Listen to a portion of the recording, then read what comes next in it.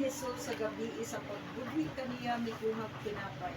Ug sa nakapasalamat na siya, kini iyang itikas-pikas ug niingon siya, kini mao na akong lawas ug itikas-pikas sa alang kaninyo. Buhatan ninyo kini sa paghandom kanang pitang tayo.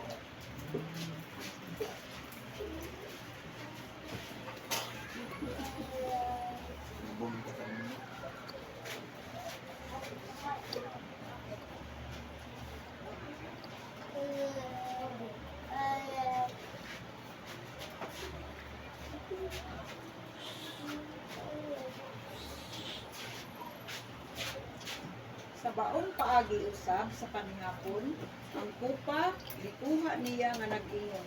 Kining kupa mao ang bag-ong pakigsaa diha sa akong dugo. Buhatan ninyo kini sa matag ilum ninyo niini sa paghandom kanako. Kay sa matag kaon ninyo niining tinapay ug matag inom ninyo niining kupa, hinasangyaw ninyo ang kamatayon sa Ginoo hangtod sa iyang pag-albi.